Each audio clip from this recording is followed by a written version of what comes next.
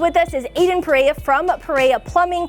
Aiden, tell us a little bit about what we have in front of us. So we have a 7-year-old water heater that has not been flushed one time. And you can see there's a lot of sediment in there, a lot of buildup, and the water heater failed and flooded out our garage. Just make sure you get your water heater flushed yearly. If you don't have any filtration on the home, definitely do it every 6 months. Give us a call, we can take a look at it.